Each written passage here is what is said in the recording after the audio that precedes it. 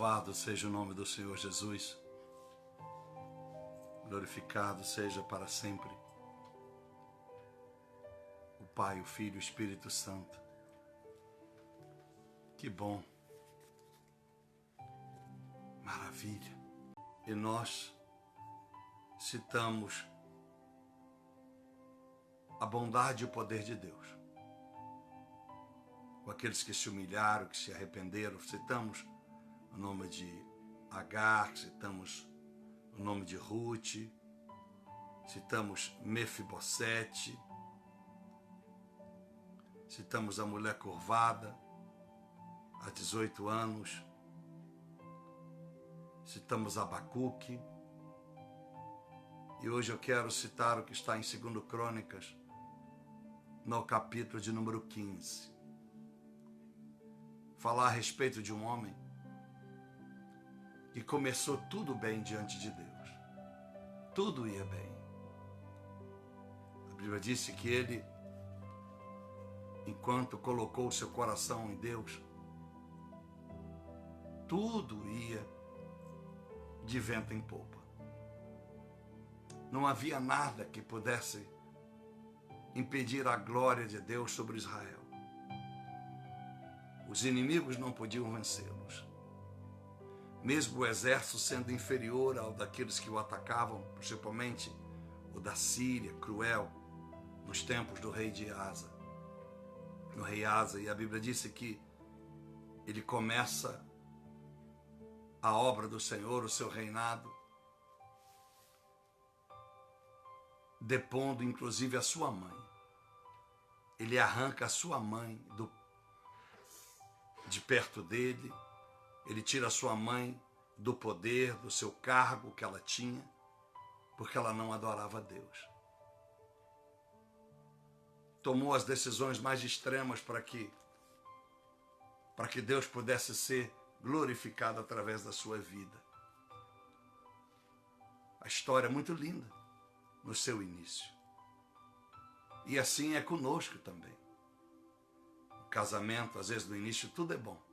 Tudo vai bem, até que de repente, duas pessoas que juraram amor, que passaram horas num carro, horas sentado numa praça ou qualquer lugar namorando e se curtindo o outro, agora estão diante de um juiz ou diante dos seus advogados, e o advogado pergunta: o que é que o seu marido fez de errado? O que é que a sua esposa fez de errado? Que você quer se separar. E aí vem aquela enxurrada de coisas horrorosas a respeito da pessoa.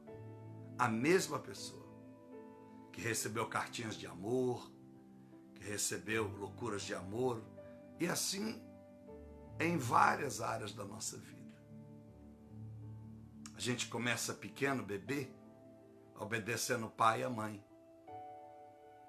dependente de alguém. Nós crescemos, paramos de depender do pai e da mãe. Hoje, crianças prematuras já não obedecem mais os seus pais, irritam com seus pais, fazem pirraças, não respeitam.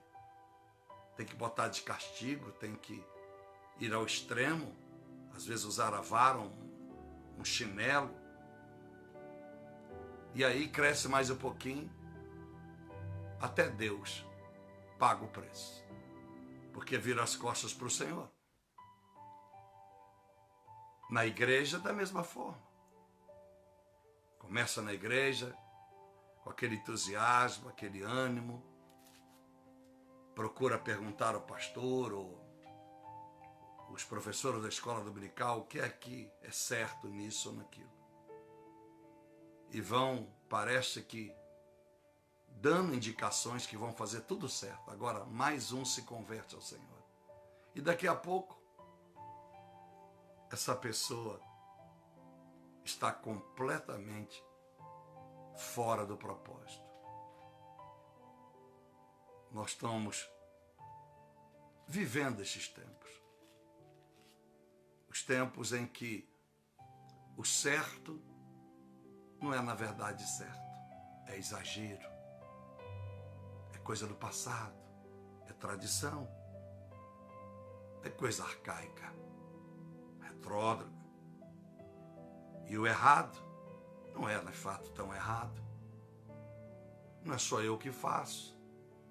Deus é misericordioso. Deus conhece meu coração. Deus sabe o quanto eu amo.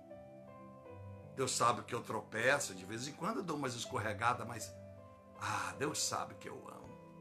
E eu já estou indo para o culto.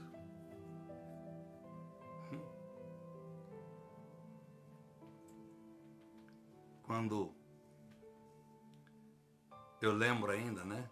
Já estamos na madrugada de sexta para sábado, estamos no sábado, do que Deus pregou na quarta. Eu venho refletindo, né? Embora, lógico, é uma história conhecida, porque eu pensava que ser rico trazia felicidade. Então eu já conhecia a história desses homens, a maioria, não todos, lógico, desde quando eu pisei na América pela primeira vez, quando eu cheguei em Nova York, lugar que todo mundo queria conhecer na década de 80, era o Empire State, era o prédio mais alto de Nova York, né? Empire State. Depois a Torre Gêmeas, que veio logo depois, da minha época, e o Rockefeller Center. Na neve, amontoava-se de pessoas para esquiar no Rockefeller Center, em plena Quinta Avenida de Nova York. Então eu fui conhecer a história dessas pessoas. Perguntava, os brasileiros que estavam lá há tanto tempo, e aquilo foi alucinando. Eu disse, puxa, eu também posso ser bilionário, também posso ser rico. Na verdade, não me interessei com a história deles, apenas o que eles haviam deixado na terra quando morreram. Às vezes a gente é assim, a gente olha e preocupa ou nos atentamos para aquilo que os nossos olhos estão vendo agora, mas não sabemos o início de tudo. Ou muito menos como foi o fim, embora houve fim. Muitas pessoas se frustram no casamento porque olham a pessoa do presente sem fazer uma ideia do que será aquela pessoa num tempo que passa tão rápido. A velhice hoje está na moda. Os homens velhos trocaram as esposas por meninas novas. Já era assim no passado, mas hoje é escandaloso. Mas pior ainda tem sido ver mulheres vovós trocando até os netos, a atenção dos netos por rapazes, por causa do bendito sexo. Só por isso. Não é por falta de carinho, alguém dizer, não, é por falta de carinho. É porque já não tinha mais amor. Ela arrumou, ela com 50, arrumou um de 30, de 20. Ele com 70, arrumou uma de 19. Lógico que não. Lógico que não. Então o mundo finge que isso é normal e Deus parece que não está se importando da maneira que o mundo está encaminhando. Isso foi durante séculos e décadas, até que essa pandemia veio assolando e veio para marcar o mundo. Eu sei que muitas pessoas, e você também sabe, que mesmo elas tendo uma ideia de que isso é algo muito além do que uma simples doença, um simples vírus que veio da China, sabem que alguém superior está no controle de tudo isso. Mas as pessoas preferem continuar ouvindo as mídias e acreditando que logo a vacina vem e tudo vai. Nos últimos tempos, profetizou o Senhor, no capítulo 24 de Mateus, que as pestes e as pragas viriam assolando. Então, quando eu vejo o coronavírus, confesso a vocês que a gente fica no temor.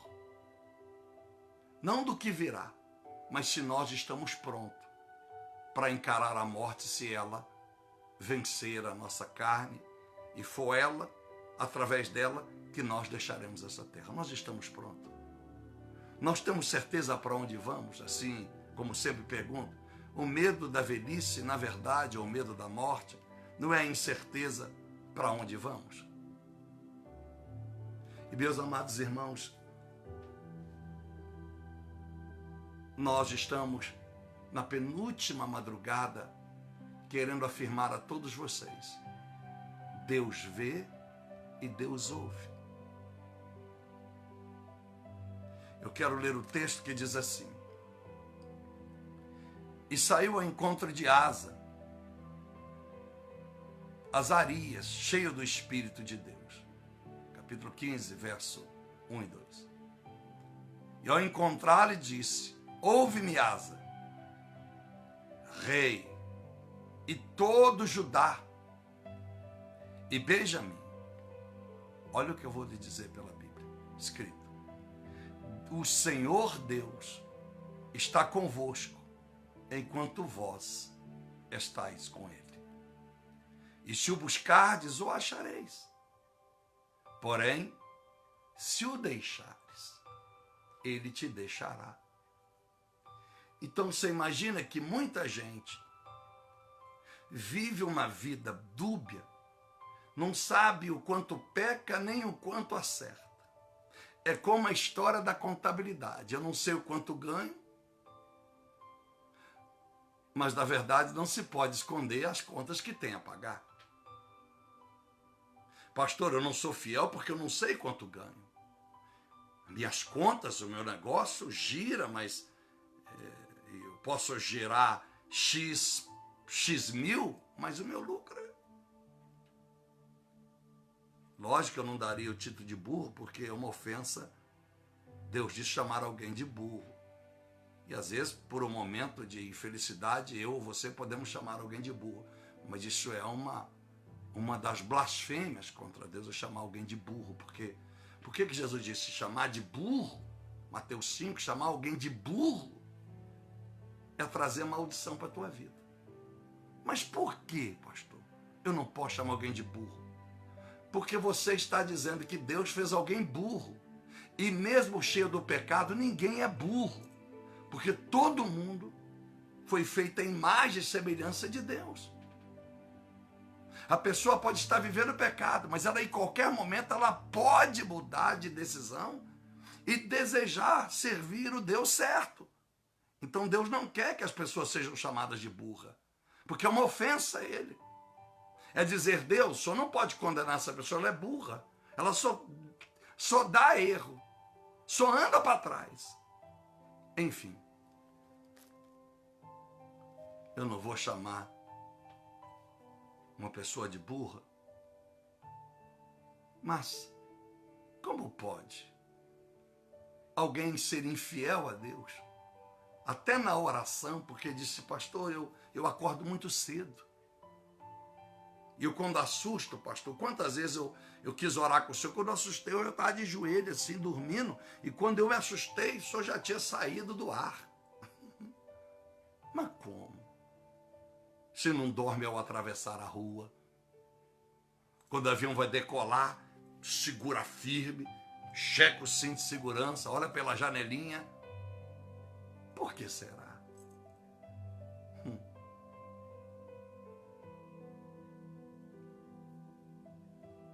Deus está contigo enquanto você estiver com Ele.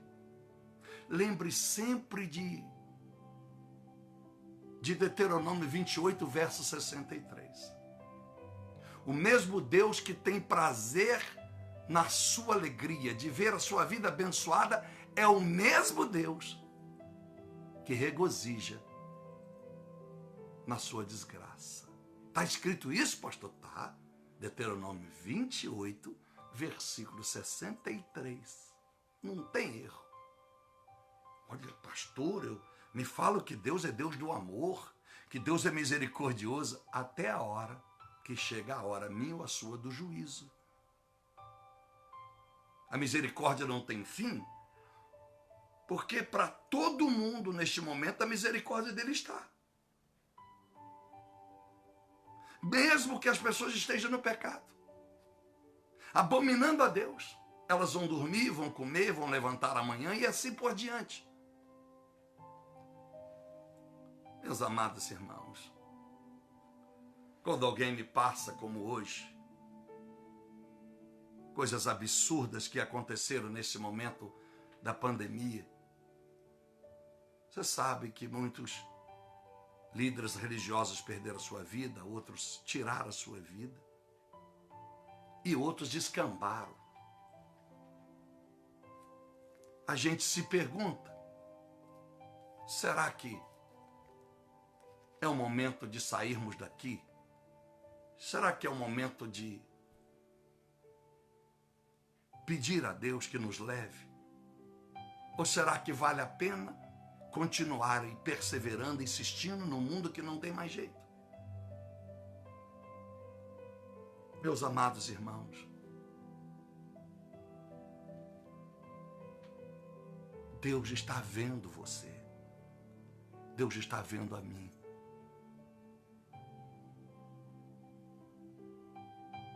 Nós não conseguiremos nos esconder de Deus.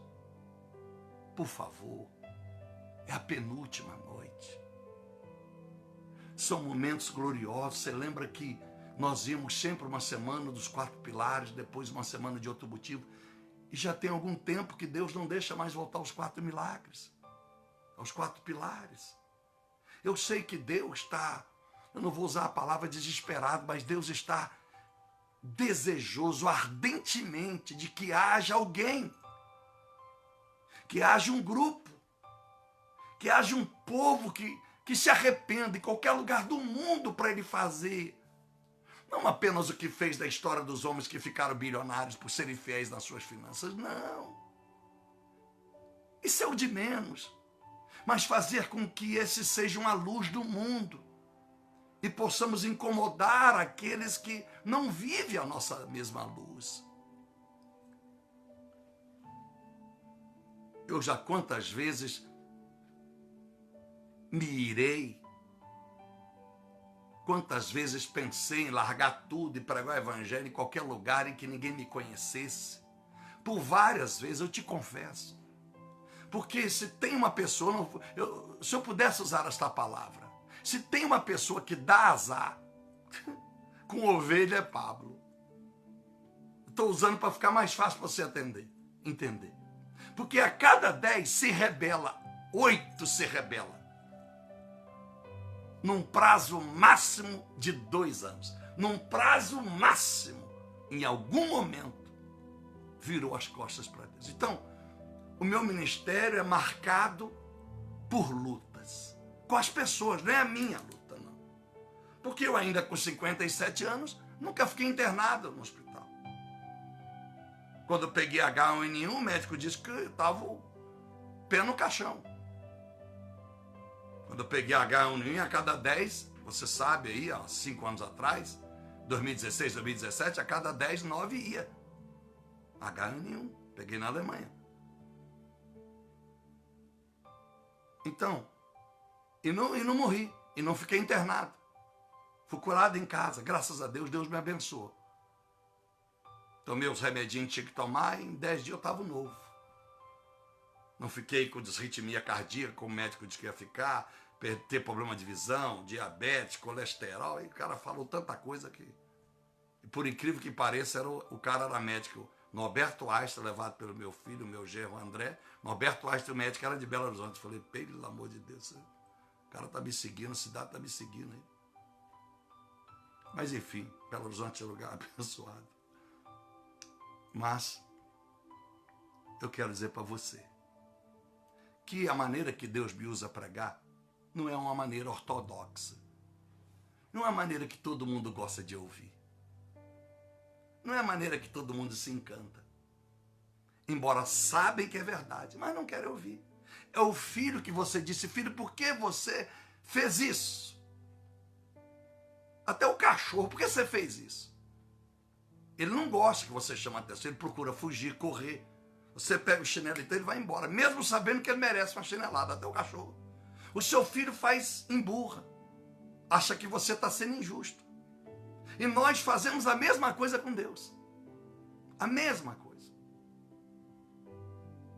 Então, Deus será conosco, independente desta crise, se nós formos com Ele. A Bíblia disse no Salmo 139, versículo 7, disse Davi, Deus, de onde, para onde e de onde, como esconderei eu do teu espírito?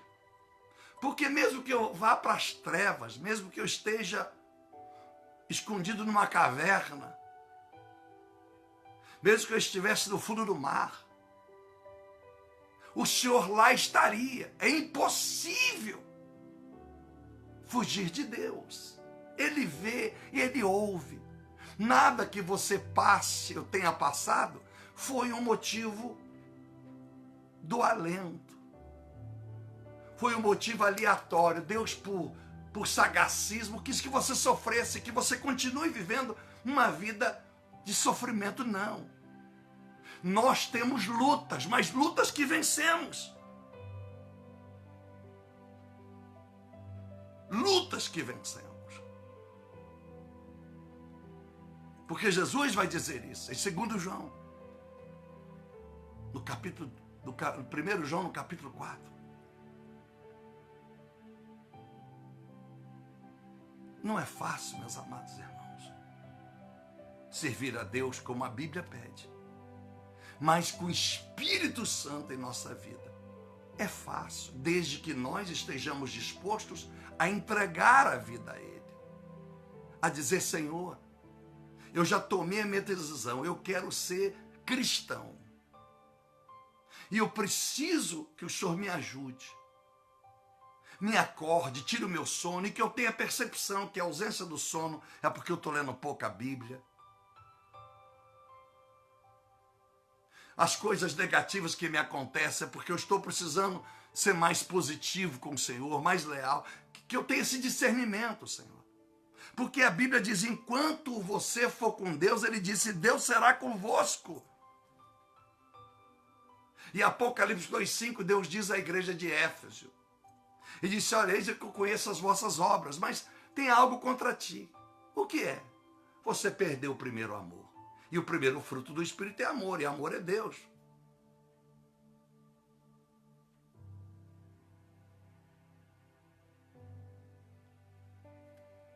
Aí Deus fala com a igreja de Éfeso, lembra de onde caístes. Lembra. Se nós quisermos, nós saímos esta semana com a vida melhor ainda. Cada semana vamos melhorando a fé, a comunhão. Então a Bíblia disse, meus amados irmãos, no verso 3, Israel esteve por muitos dias, muitos anos, e dias sem o verdadeiro Deus e sem sacerdote que os ensinasse e sem lei.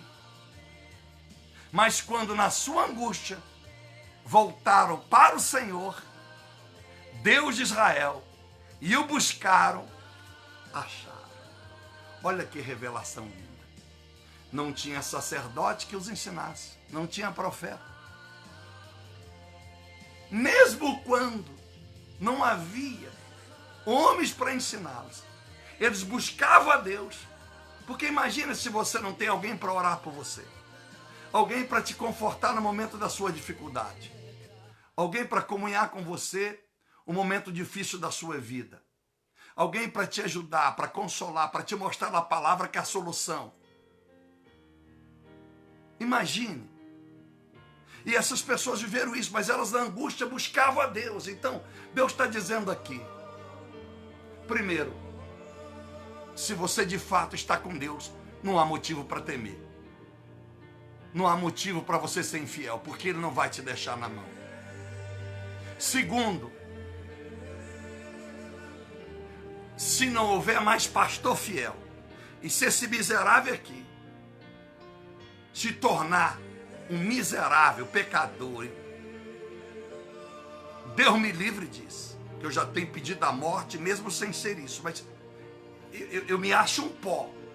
Mas se esse desgraçado aqui virar as costas para Deus e você tentar se decepcionar e dizer, puxa, confiei tanto no pastor Pablo, não lembro de orar por mim não, porque eu vou merecer o juízo de Deus. Mas lembre do versículo 3, mesmo quando não havia sacerdotes, não havia ninguém que os ensinasse, não havia lei, quando eles clamavam, Deus os abençoava. Então, nunca culpe pastor. Nunca culpe a igreja porque você não é mais, desculpa, fervoroso com Deus ou fervorosa com Deus. Nunca. Porque Deus, quando não tiver mais ninguém, Ele ainda continua. Porque Adão começou sem ninguém e Deus era com ele. Então, meus amados irmãos, a Bíblia diz que eles abandonaram o Senhor junto com o rei e viveram uma terrível luta e perseguição da Síria. Aí no capítulo 16 diz a Bíblia, 35 anos reinando. 35 anos em que a maioria deles fazendo o que é errado. E Deus permitiu-lhe estar no trono. Eu digo sempre isso. Não confunda o carro que você tem conseguido comprar e pagar, a casa que você consegue renovar, o marido que você conseguiu encontrar, a esposa que você encontrou, o filho que você gerou, os seus sonhos que você tem realizado. Não confunda isso como forma de que Deus está contigo. Porque esse homem, mais um exemplo que eu já dei centenas, estava tudo errado, mas Deus deixou ele no trono. Assim como Israel, 40 anos errado, e Deus deixou 40 no deserto, prosperando, andando, comendo, bebendo água fresca da rocha, maná do céu. Quem sabe, algum de nós estamos desta forma, e nós estamos na zona de conforto, achando que vai tudo bem, porque simplesmente dobramos o joelho agora e oramos. Não é quanto você dobra os joelhos, é quanto você dobra, se prostra com a sua alma ao Senhor. 35 anos. Em vez dele melhorar, o profeta deu na palavra para ele. Ele piorou. No verso 16, sabe o que ele faz? Porque está tudo indo mal. Israel está empobrecendo agora. Aí o rei da Síria quer ir lá roubar tudo e matar eles. Ben-Hadad. Que Ben-Hadad no hebraico, esse nome sírio, Ben-Hadad, quer dizer tempestade. Também está lá em 2 Reis, capítulo 7, essa história. Tempestade. Você está vivendo uma tempestade? Ou você já acostumou com a tempestade, que para você é um chuvisco? Tem gente que a zona de conforto é onde está tudo bem.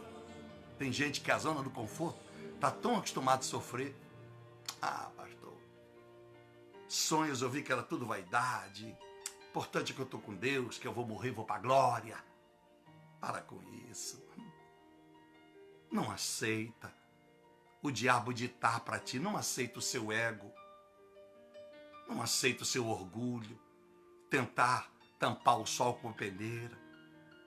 Se você não pode falar a verdade com quem está diante de você precisando de um testemunho da sua verdade, então é melhor não falar. Aquilo que eu disse ontem pelo Espírito. Cuidado para não fazer duas orações. Uma é o seu coração e a outra é a sua boca. A Bíblia diz que o inimigo vem, sabe o que ele faz? Ele faz um acordo. Ele disse, ô rei, não ataca a gente não. Fica amigo da gente, por favor. Ajuda-nos aí, que tem gente querendo destruir a gente aí. Nós precisamos da tua força, porque você é o exército mais poderoso aí. Eles querem destruir a gente. Aí isso que ele fez? Tirou tudo da casa. Isso que ele tirou todos os tesouros da casa de Deus. Todos os tesouros e mandou dar tudo para Ben-Hadad. E o profeta vem e diz, porque tu confiastes mais em Ben-Hadad, no seu inimigo, para te ajudar nas suas lutas, Deus se aparta de ti agora. Tu fostes louco. Não faça acordo em relacionamento amoroso e moral. Conserta se você está amaziado, amaziada. Conserta se o seu namoro não está diante de Deus. Conserta. Conserta se o seu negócio você só nega. Conserta. Não faça acordo com o diabo, porque ele não sairá da tua vida até que você pague o último centavo. Você vai aceitar Jesus e viver o resto da vida só apanhando, até pagar o capeta, porque ele vai te atormentar. Que ele vai dizer para você, embora você não vai ouvir. Você viveu comigo 50 anos, agora você me abandona e vai para esse Jesus aí? Não faça acordo com coisa errada. Não falsifique documento para ter crédito no banco. Não aceita ajuda errada para você prevalecer. Não faça voto que você não cumpra. Não se associe com ímpio, com injustos, com trevas. Não faça isso. Está cheio de gente associada a gentes do mundo. Falo isso muito, falo com a minha filha, falo com o André, falo com todo mundo. Falo com o Felipe, falo com todo mundo. Não faça isso. Não tem acordo. Seu sócio é Jesus. É Ele que vai cuidar de você. É Ele que vai te guiar e te abençoar. A não ser que a sociedade, você tem 90 e ele tem 10. Aí sim, pode até ser que Deus tenha um propósito. Mas 99% que se associa, seja em casamento ou em negócio com ímpio, no final dá errado. Perde tudo. Não, mas eu perdi tudo, foi com a sócia minha, ela era crente. Não, ela dizia que era crente, por isso que eu falei. Crente é uma coisa, cristão é outra. Você achou que crente era o máximo, se arrebentou. Procure saber quem é cristão. Mas como eu sei, pastor? Busca o Espírito Santo, ele vai te dar discernir. Você vai bater o olho, vai fechar logo o seu coração. É Deus dizendo para você. Ora, abençoa, mas sai fora. Ninguém consegue, meus amados irmãos, viver duas faces por muito tempo. Eu sou calejado, se posso te ajudar nisso. Pessoas que tentaram viver duas faces diante de mim. Aí eu dou o gelo, eu me afasto de propósito para ver. Não deu, não dá outra. A pessoa vira outra pessoa. Aquela pessoa bondosa, maravilhosa e solícita, cadê ela? Cadê? Não respeitava nem o pastor, muito menos o Pablo. Seja ela de ambos os sexos. Então a Bíblia diz que por ele fazer acordo, tirar todos os tesouros da casa de Deus, para garantir a sua vida boa. A Bíblia diz que ele vai morrer, ter uma doença terrível nos pés. E essa doença vai matar. Posso até lembrar do meu pai terreno que teve um problema no pé por causa da diabetes e teve que cortar o pé. Na hora de cortar o pé, se foi. Não teve jeito. Não chegou nem a amputar a perna. Mas vamos lá, para me terminar e orar por você. Você sabe, 1 Coríntios 3, 16, 17, que você é o santuário de Deus. Se você está aqui comigo orando, eu não quero crer que você está orando para me orar para você ter os 6 números da Mega Sena, para você ficar rico, arrumar um homem bonito, uma mulher bonita, ter filho. Bom, isso, eu não quero crer nisso. Prefiro não acreditar. Eu quero crer que você está aqui porque você quer conhecer a vontade de Deus. Você quer ser bênção para Deus. Você quer viver debaixo da bênção de Deus. Você quer viver debaixo da sua palavra. Você está se esforçando, porque o meu voto era só orar. De meia-noite a meia-noite e meia. Aí, de repente, eu disse, não, você vai orar e vai pregar. Mas de joelho, é de joelho. Vai orar e vai pregar, é de joelho. Sempre de joelho. Puxa vida, Deus. Meu filho, não reclama não. Então eu quero crer que o Deus que mudou, fez do ano de 2020 o melhor ano da minha vida até aqui, e eu sei que o melhor está por vir, tem que ser na sua vida. Ah, mas nós já estamos em outubro, que é isso? Não, está acabando outubro. Mas Deus não precisa nem de terminar para mudar a história, fazer uma revirada na sua vida. Mas sabe o que eu quero dizer? Se nós somos santuário de Deus, aqui no mundo espiritual representa quantas pessoas tiraram do tesouro, do dentro de si, os bons princípios divinos, os bons princípios espirituais, os bons princípios da palavra, tiraram de dentro da casa de Deus, porque um dia aceitaram Jesus, um dia professaram a Cristo, mas aí o tempo passou e começaram a fazer acordo com o mundo, aí foi tirando tudo, tiraram a ética, tiraram valores, tiraram a moral, a integridade, tiraram o temor, tiraram o desejo de orar, tiraram o jejum que Deus recebe, tiraram a honestidade, a fidelidade, a lealdade com Deus, tiraram o amor, tirou tudo. e deu tudo para o inimigo. Como é que tu estás agora? O que tem de sobra? O que sobrou? Na casa do tesouro, na casa de Deus, que é o teu coração, porque você é a igreja do Senhor.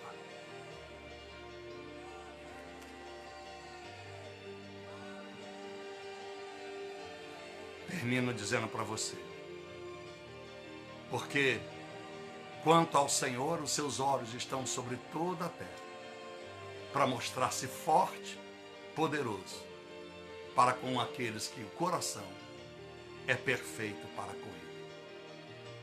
Olha, a gente procurando a bênção e Deus procurando quem abençoar. Qual é mais fácil? A gente procurar a bênção? O que é mais fácil? Nós procurarmos onde está o Senhor ou o Senhor procurar onde nós estamos? Ou nos abençoar? É mais difícil para Ele, é tão difícil para Ele nos abençoar, quanto é para nós encontrar onde está a bênção. É difícil para Deus saber onde eu estou. Tão difícil quanto eu saber onde Ele está agora. Se Ele está ouvindo aqui, onde Ele está? Os olhos estão sobre toda a terra. Como a Bíblia diz que Ele está procurando, é que a Bíblia está afirmando. Ele está olhando. E ninguém pode justificar que as lutas é porque Deus não quer abençoar. Não. É porque nós esquecemos aonde caímos. Lembra de Apocalipse 2,5 que diz? Lembra hoje, vamos orar. Lembra, por favor. Mude, volte ao primeiro amor. Por favor. Para de ser miserável.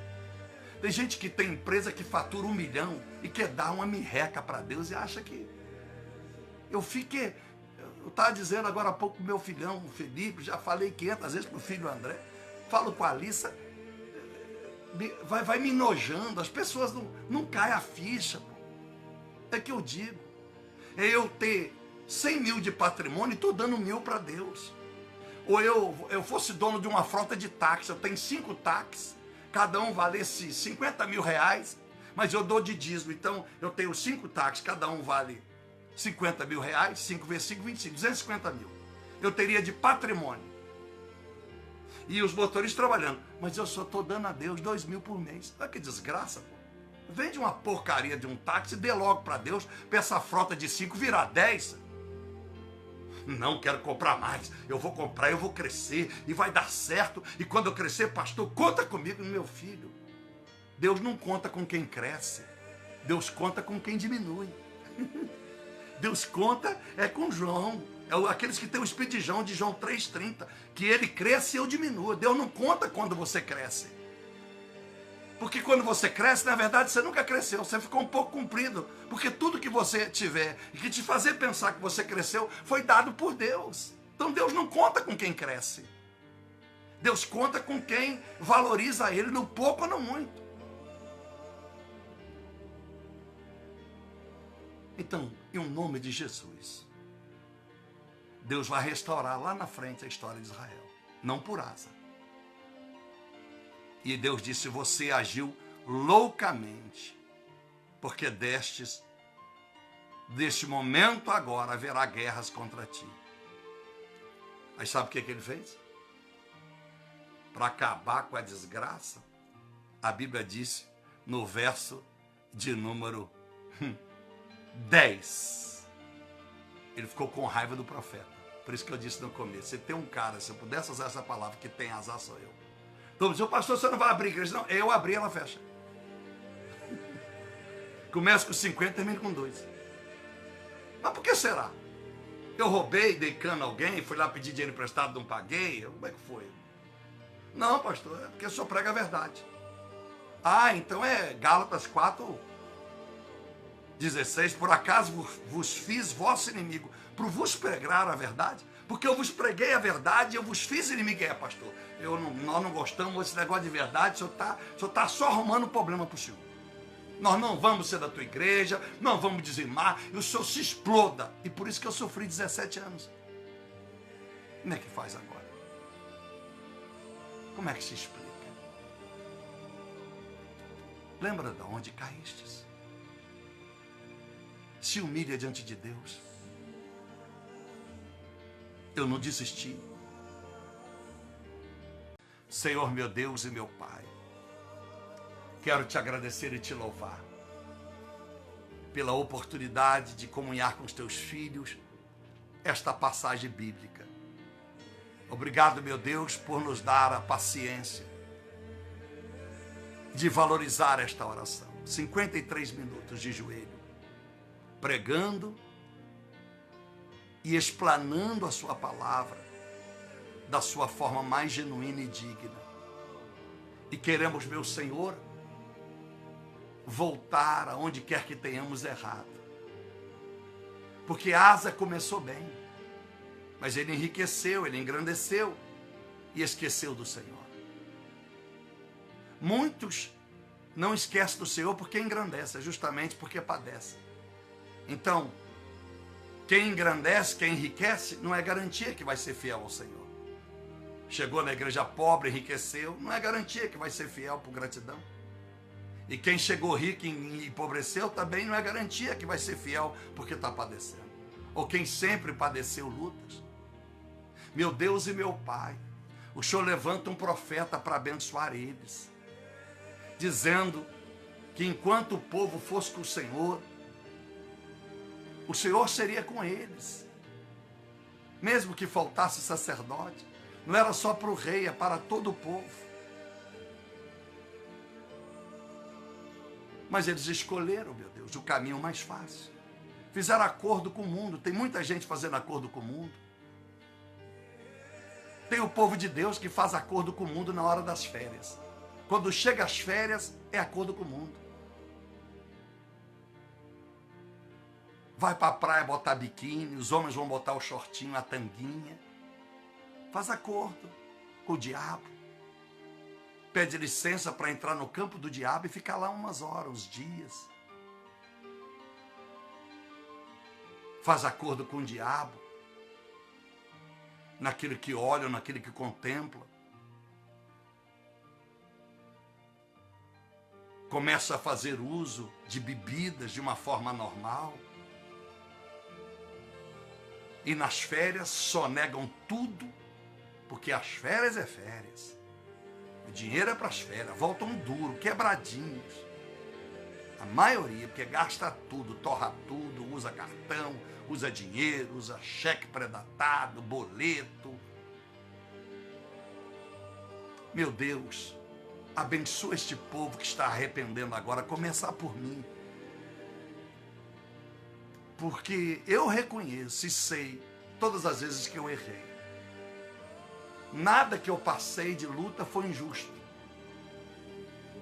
Se foi pela aprovação da fé, foi justo. Eu não posso ser condecorado como homem de fé se não venci as lutas através da minha fé. Então, eu nunca passei uma luta que foi injusta. E se eu passei luta por causa do pecado, foi justo, Senhor. Eu precisava aprender a temer o Senhor, a saber que o juízo vem. Meu Deus e meu Pai, ajuda-nos a trazer de volta para os nossos valores, para a nossa vida, os valores que vêm do Senhor. Ajude-nos a sermos íntegros. Ajude-nos a sermos, meu Deus, pessoas cheias de amor, de fato, pela Tua obra. Que nós não venhamos enganar a nós mesmos com as nossas ofertas, como se elas pudessem esconder quem nós somos. Ajuda-nos, meu Deus, a se converter. Assim como eu disse para alguém hoje, nós citamos na quarta-feira homens bilionários da América e 2 da Inglaterra, mas que foram para a América. Por que será que o senhor é americano, não é brasileiro? O senhor não gosta da bandeira amarela, verde, azul, branca? O senhor não gostou das multicores da nossa bandeira? O senhor não gosta de um país tropical?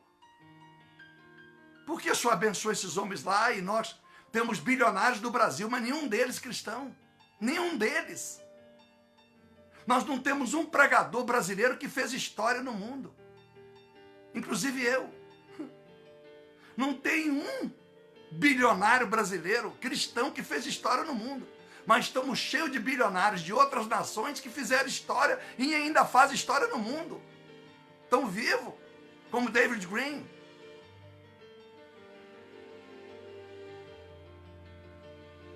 Meu Deus, os maiores pregadores, os maiores livros que lemos da literatura evangélica ou teológica, são tudo de pregadores, pelo menos vendem mais do que os nossos escritores. E nem vêm aqui, nunca botaram o pé aqui. Nas casas publicadoras, nas editoras, nas distribuidoras de livros, etc. e tal, na Amazon, na Submarina, etc. Eles são campeões de venda, não são brasileiros. Alguma coisa está errada com o nosso país. Alguma coisa está errada com as nossas ideologias. Ajuda, meu Deus, que nós façamos a diferença, que nós venhamos trazer de volta os valores para dentro de nós. Não tirar o tesouro que veio do Senhor para a nossa vida e agora, por causa que as coisas apertam, que o mundo parece que vai entrar em crise, a gente vai deixar de ser fiel na oração e etc, etc, etc. Não, meu Deus, ajude a buscar os valores da oração, do jejum, do amor ao próximo. Ajude a termos um coração missionário, a termos um coração, meu Deus, santo, justo. Ajuda-nos, meu Deus. Ajuda-nos a não apontar dedo para os profetas, a não querer lançá-los no tronco, como fez aqui no verso 10, a Asa, porque o profeta pregou a verdade. Falou, olha, agora tu vai pagar o preço. Ele ficou com raiva, mas não pôde lançar o Senhor. Meu Deus, em lugar algum. O Senhor é o que lançou. Por causa da enfermidade, a sepultura. Começou com glória e terminou imundo e sujo. Tenha misericórdia, meu Deus, porque a Bíblia diz que mesmo na doença, Asa não quis buscar o Senhor. Tem gente que está doente da alma, tem gente que está doente fisicamente, mas está buscando o Senhor como buscava sem doença. Orando pouco, jejuando pouco, dizimando, ofertando como ladrões. Tem gente doente da alma, da cabeça, do coração, mas continuam buscando o Senhor da mesma forma que buscavam quando tudo parecia normal. Asa, diz a Bíblia, termina o capítulo 16. Então eu peço perdão por todos nós. Eu peço perdão ao Senhor, Pai. Nós buscamos o Senhor. Em qualquer doença que tenhamos enfrentando, estejamos enfrentando agora. Doença do coração, doença dos pensamentos, doença física, doença dos valores. É aonde estamos doentes, aonde estamos leprosos. Nós queremos buscar o Senhor. Porque o problema não é morrer. Asa teria morrido um dia, mesmo tendo sido 100% santo. O problema foi que ele morreu fora da tua presença. Onde está Asa agora? O governo, o cara que reinou por mais de 30 anos debaixo da bênção, por mais de 30 anos, com tudo dando certo, até que tudo começa a dar para trás. Em nome do Senhor, Pai. Enquanto não tinha pandemia, estava todo mundo aí, fazendo planos de vida. E tem muita gente que veio a pandemia e as pessoas não estão se convertendo. As pessoas não estão buscando o Senhor. Tira o espírito de Asa da nossa vida. Tira o espírito de Asa da minha vida. Se há em mim, tira, arranca. Não quero acordo com o diabo. Não quero acordo com nada. Com amizade, com mulher, com filha, com filho. Não quero acordo, Deus, em nome. Me leva antes do acordo. Porque o acordo que tu fez com o teu filho na cruz é impagável. E nós podemos sair daqui abençoados. Porque os seus olhos estão procurando, ainda esta madrugada, os de coração puro e reto, para os fortalecer, os abençoar. É o que diz o verso 9 do capítulo 16. Então, meu Deus, meu muito obrigado. Reconheço. Se ninguém reconhece, eu pego o pecado tudo para mim. Porque eu sei, como diz o Senhor para o fariseu, quem muito é perdoado, muito ama. Então, Se eu tiver que pegar mais pecado para mim, eu pego. E aí, meu Deus, eu sei que eu preciso muito da misericórdia. Deus saberia o quanto eu sou abençoado à medida que eu sinto a paz do Senhor em mim, retirando o peso do pecado. E aí, meu Deus, muito te amarei mais do que amo. Me ajuda, Pai. E se alguém concorda comigo, em nome do Senhor Jesus, que diga amém e graças a Deus. Deus te abençoe.